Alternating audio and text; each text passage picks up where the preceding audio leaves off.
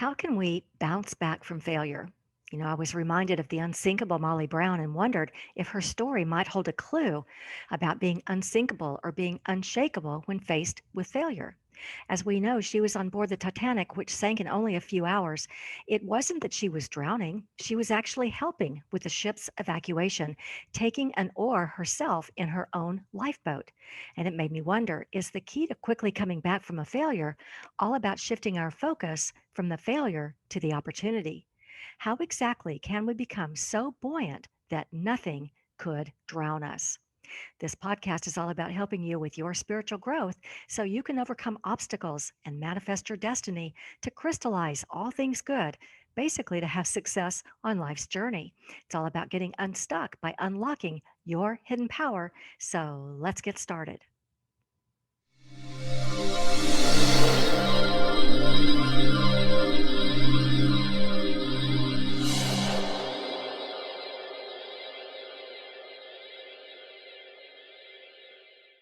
Hi there, and welcome. My name is Remy, like Do Re Mi. I'm a best-selling author and creator of the Get Unstuck Revolution. I help extraordinary women just like you dissolve the obstacles in your path so you can bring success to you. Now let's get started with today's video. Okay, let me jump off the screen here and switch to my laptop. All right. Today we're talking about how to quickly come back from failure. Did we do something wrong? Were we unprepared? Did failure get emotionally triggered within us and our negative thinking took over? Was the failure completely out of our hands? Was there some kind of market condition, for instance? And how can we find the resilience and how can we develop unshakable bounce back no matter what's drowning us so that we're always moving one step closer to success? If you'd like to see success in full abundance along life's journey, and if you're wanting to tap into a greater knowingness and align with the higher consciousness of your infinite self instead of the lower ego thinking and negative thoughts that push success away, then this is for you. It's time to be unabashedly, unapologetically, happily untethered to ego thinking. It's time to align with the higher energies of our soul's path instead. Today's episode is for you if you wonder how to come back quickly from failure, what opportunities to look for, and how to best prepare for the next success. Yes, these episodes are about how to find your hidden power when you want to transform challenges into successes. I like to call it the audacity of alchemy. Because when we're feeling stuck, it's never the situation that has us stuck, it's our energy about it that's become stuck in anxiety, overwhelm, doubts, worries, frustrations, indecision, and even anger. And often this is because of a spiritual injury that we've experienced, some kind of a hidden trauma. So it isn't the pain of our situation, it's the pain of not being connected into the natural energy of who we really are, of being connected to that magical part of us that's a creative vibrational being who can use positive energies to create what we want and bring it into physical manifestation. We can allow our manifestations to materialize and not get stuck in the negative vibrations that block them. These positive energies that we talk about so much are where we find the audacity of alchemy, like the magic, because our choice of frequency, our choice of those positive thoughts and emotions can change the course of our journey. As I was preparing for today's episode, I was reminded of the unsinkable Molly Brown and wondered if her story might hold a clue about how we can become unshakably buoyant and impossible to drown or even get stuck. As we know, she was on board the Titanic, which sank in only a few hours. Actually, I was on physics.org, and they now believe it may have sank in just 5 minutes. So the unsinkable Molly Brown wasn't sinking or drowning. She was actually helping with the ship's evacuation. And it made me wonder, is the key to quickly coming back from a failure all about shifting our focus to see the opportunity? So we know that the unsinkable Molly Brown, her name was actually Margaret, we know that she was a human rights activist. And that's the first thing to make note of. She had a natural propensity toward making life better, an instinct toward resilience. And I think most of us here do as well. Now, her lifeboat was equipped to hold 65 passengers, but there were only 21 women. two men and a young boy on her lifeboat. And around 4:30 a.m., they saw an approaching rescue ship and everyone was pulled on board. Now, Margaret, even though she was very sore because she insisted on helping to row the lifeboat and definitely tired and cold, well, she began to take immediate action. And the first thing to note is that she unsuccessfully urged the crew of that lifeboat to go back and save more people. Now, that would seem like a failure to me, but she turned her focus to the opportunity to survival. She found blankets and supplies on the very simple yet practical level, and she also convinced the first class passengers to donate money. Before they'd even reached New York, $10,000 had been raised. Now, by my guesstimate, that's a little over $300,000 in today's money. And she raised that back on the lifeboat between the rescue and docking at New York. That's focusing on opportunity with a little bit of hustle stirred in. So, what can we learn from the unsinkable Molly Brown? We have resilience plus opportunity plus hustle equals unshakable bounce back. Now, there's a legend that when she stepped onto the shore of New York, she shouted, "Typical Brown luck, I'm unsinkable." But in reality, the name Unsinkable apparently started with a gossip columnist who had been unable to print the story when it was fresh and inadvertently referred to her as the unsinkable Mrs. Brown. But we aren't here to talk about legends or the story of the Titanic. We're here to talk about how to quickly bounce back from failure, how to keep the negative ego thinking at bay, how to use higher and better thoughts to direct our path. And today I have 5 steps for you, and you may even think of an additional step that's worked for you as well. And as always, do what works best for you. So here we go with the 5 steps toward bouncing back. Step number 1, develop an instinct toward resilience. Well, this isn't actually a step so much as it's a foundation. And we develop this by getting into the practice of looking for the positive. I had a client just last week who lost 2 big sales for more than $30,000. That's a pretty big disappointment. Some might even consider it a failure. But because we've been working together for a while, her first instinct was to turn on the resilience. She immediately rattled off 10 positives, mostly that losing the 2 sales set her up for success because she was able to refine some of the details to do a much better job on the next go. One was a customer service improvement, and the other was a technical glitch on the delivery that needed to be worked out. She felt like the so called failures, while they were disappointing, were actually improving her foundation. So, we want to develop a foundation of resilience. We want to know that our foundation can't be shaken, that nothing will hold us down, trap us, trip us up, or make us feel stuck. So, that's step number 1, resilience. All right. Step number 2, turn the focus toward opportunity. Just like the unsinkable Molly Brown looking for the small practicalities like the blankets, she also looked at the larger opportunity of raising $300,000. When we look for opportunities, we're also assessing our assets and resources. We're assessing our assets and our resources, the people and the things that we have at our fingertips. If we miss an opportunity, now we're better positioned for the next one. It's the next opportunity that matters, not the previous one. Let me say that again. It's the next opportunity that matters, not the previous one. The previous one matters only because we're learning from our mistakes, but the next one allows us to show that we've learned from our mistakes. We can do better next time. We just have to pivot and practice, learn and grow. We keep trying until we stay in a positive frequency in our positive thoughts, and we keep an eye out for the blessings. With this objectivity, with this clear perspective, if we know what went wrong the last time, then we can figure out how to make it right the next time. So we're turning our focus toward opportunity and we're constantly asking, what's the opportunity here? Is there an opportunity for growth? Is there an opportunity for expansion? Is there an opportunity to deepen our values? Is there an opportunity for a new perspective? Is there an opportunity to make a wrong right? What's the opportunity here? That's step number 2. All right. Step number 3, we're going to look only at the results, whatever they are. In other words, we're taking a step back and making a list of what worked and what didn't. No judgment. We aren't going to use catastrophic thinking. We aren't going to blame. We aren't going to gloat or deflect as if nothing happened. We're just going to look at the results because the results point the direction towards success. You've heard the saying that you can't manage without numbers. It's the same thing here. We're going to manage by facing the fire and looking at our results. Every time we make a decision or take an action, we'll get a result.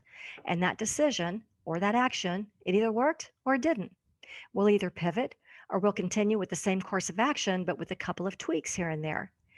We may have a colossal failure on our hands, but we can break it down into different results. I mean, for the Titanic, how many decisions were made? How many action steps were taken? Why was it a failure? Was it the iceberg? Was it because they were trying to make better time than a previous ship and couldn't control their maneuverability? Was it the lack of lifeboats? That the lifeboats weren't full? We can break it down to see all the pieces, which makes it easier to regroup and pivot for the next go round. So when we have a failure, big or small, we look at the results, no judgment. We step back and look at what worked and what didn't, because seeing these parts clearly helps us to find the right strategies the next time. So that's number three. We're looking only at the results and we're looking objectively. All right. Step number four, we're going to find more clarity. Sometimes our failures can distort and confuse what we were trying to achieve, but sometimes we just don't have good clarity of purpose in the first place. So our failures allow us to go back and find greater clarity in what we wanted and where we were going. There was a guy in one of my workshops and he had started a small business and it was enough to survive, but he really had his focus on creating a nonprofit for underprivileged children. In drowning in the failures of his small business on a daily basis, it was distorting and confusing what he really wanted to do. If he could step back and not consider these smaller failures, if he could take the opportunity to find more clarity rather than beating himself up, he could have refocused his purpose in the first place. No judgment, we're just refocusing. The small business wasn't bringing him joy or revenue, but the nonprofit was bringing him immense joy and even greater opportunities. So, in considering a failure, we look for clarity. We can ask, how badly do I want this to work? Or we could ask, is there something I want even more? Or we could even ask, what strategy do I need to use this next time that might work a little better? We're taking a step back after a failure and we're looking for more clarity. And that's step number four. And this brings us to our final step. And this is number five. We're going to prepare for the next round. When we've gone through our tweaks and pivots, we're ready to dust ourselves off and circle back to go. We want to use what we've learned and get back on the horse. We want to prepare ourselves to keep tweaking and keep pivoting until we finally reach the success we're looking for. We're reaching for the next better thought, reaching for the next better perspective, reaching for the next better opportunity. But we aren't going to let our negative ego thinking get the better of us because we're preparing for the next round. Some people believe that the greater the struggle, the richer the win. But the important thing is, we don't have only one chance. We have as many chances as we need to get it right. Somebody in one of my workshops said, you don't keep going until you run out of money. You keep going until you run out of ways to pivot. And I couldn't agree more. A pivot mindset can get us pretty far. I was talking to a guy one time who was buying a new house and he thought he was well prepared, only to lose the escrow because of one hiccup in his financials. He had a rental property and the numbers weren't making sense to the underwriter. Now, he'd always had the perspective of paying zero taxes, and so he had a ton of write offs, but that hurt his ability to qualify on the next purchase. So he had to cancel the escrow and go file taxes from a perspective of getting a mortgage, which is a completely different perspective where you aren't trying to zero out all your expenses. All right, so let's look closer with this example. He had an attitude of resilience. Instead of looking at this as a catastrophe or even a disappointment, he looked at it as an opportunity. He looked only at the result with a very practical perspective on what worked and what didn't, no judgment, so he could make some tweaks. And he could have become discouraged and he could have let the failed escrow drown him, but he had clarity about what his end goal was and simply recognized he'd have to make a pivot to prepare for that next goal. And this is how we develop unshakable bounce back. I'd like you to take a minute and think back to a failure you've been through, big or small. Were you already aligned with these steps, or which one of the steps might have made the biggest difference for you? All right, let's go one layer deep and kind of look at the anatomy of this a little bit. Every week we talk about negative energies and positive energies. We talk about the negative energies being doubt, frustration, anxiety, confusion, indecision, and there are hundreds of negative emotions. And then we also talk about the positive energies being resilience, joy, vibrancy, inspiration, grace. And of course, we literally have hundreds of positive emotions that we can tap into. And from time to time, you'll hear me say that the idea is to move from the left side of the page to the right side of the page, right? Well, I'd like you to take a moment and notice that if you could put the word unshakable in front of any of these positive emotions, unshakable resilience, unshakable joy, unshakable vibrancy, unshakable inspiration, unshakable grace. See how that works? So, when we talk about having unshakable bounce back, this is really what we're talking about. Make sense? All right. So, we're moving from the left side of the page to the right side of the page, from our negative energies into our positive energies. We're moving into the positive, we're making a choice towards the positive emotions and energies. And when we can stay in these positive emotions, we're developing our unshakable bounce back because at some point we decide, we make a decision that the negative energies simply don't serve us anymore. Now, as we're making our decisions, because making good decisions has everything to do with whether we'll bounce back and whether our next round will bring about success, let's look at this concept of discover versus decide. I love this part. I'm going to flip it over here and I'm going to call it decide versus discover.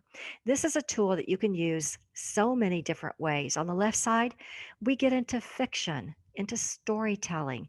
This is where we spiral in our thoughts, usually negative thoughts, telling our story over and over again. And it's also while you'll sometimes hear me say that the story, it just doesn't matter. That's ego trying to keep us engaged, trying to control us, or maybe a better way to say it is that ego is trying to stay in control.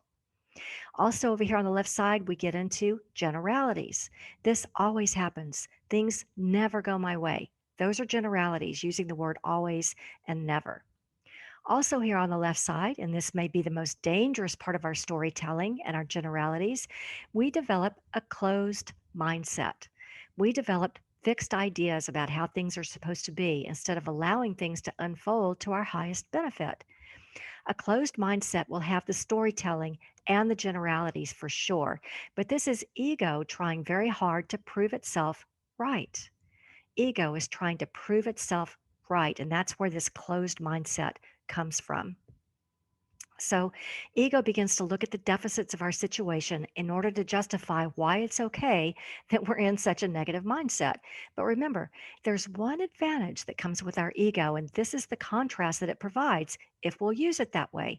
In other words, the minute our ego tells us how bad it all is, there's an opportunity to get clarity on how we want things to be, how we want to design things going forward.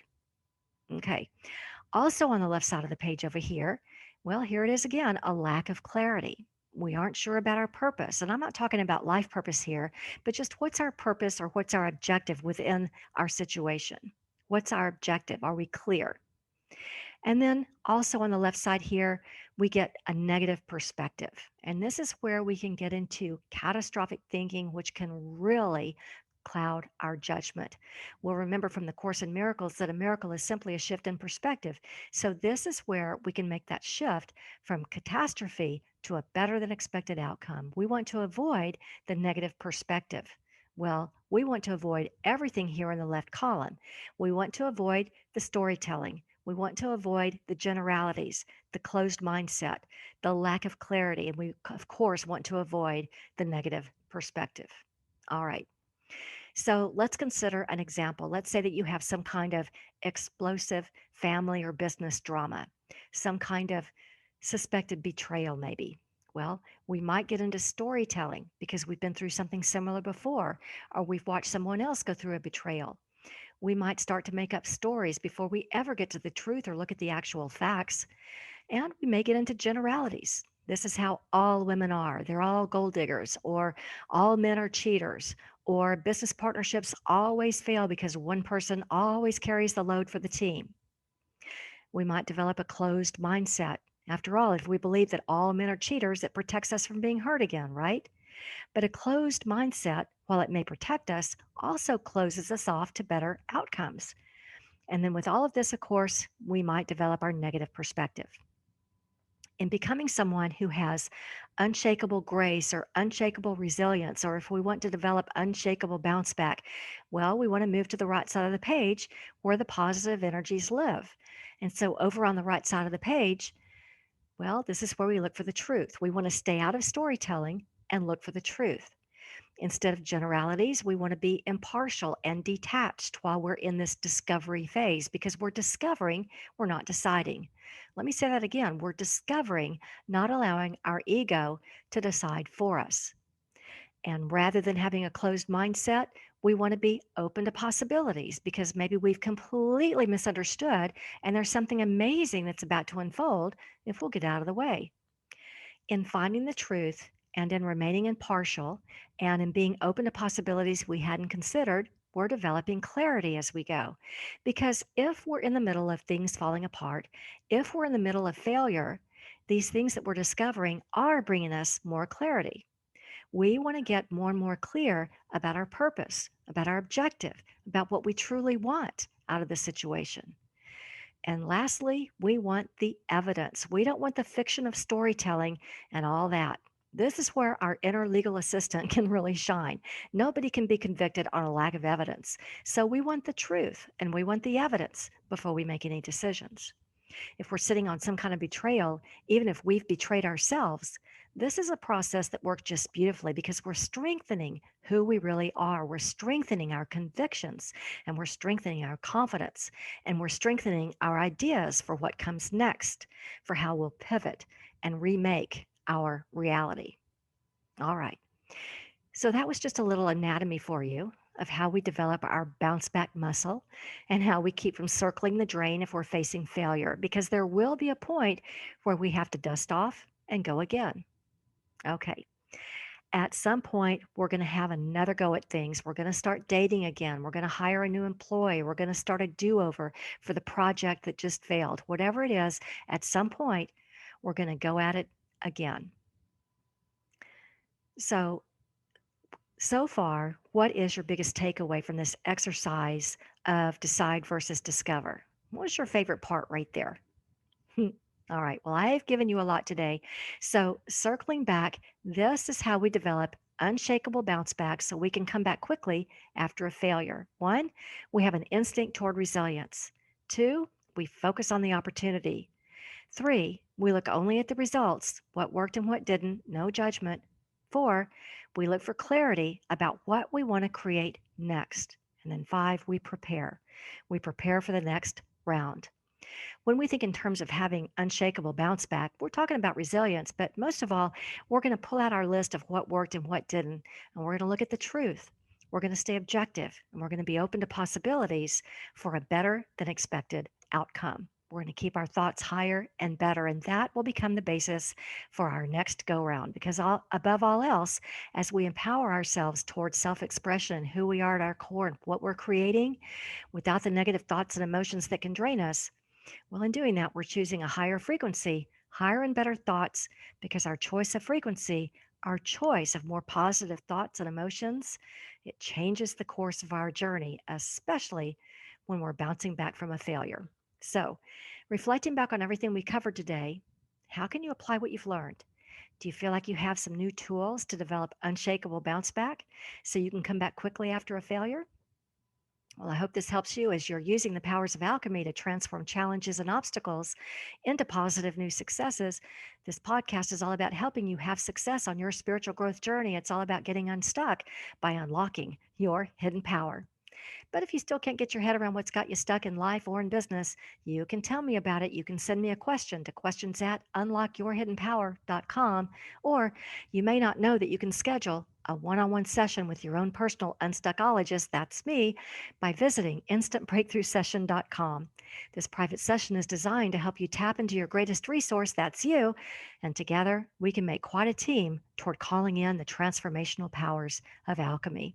In our time together, we'll uncover your single biggest stuck point, the one that you maybe can't see, and we'll also go over the most genius way to create clarity so you can just move forward while one obstacle after another is obliterated. And we'll create a strategy to get you moving in a really good direction, the one that's aligned with your life purpose.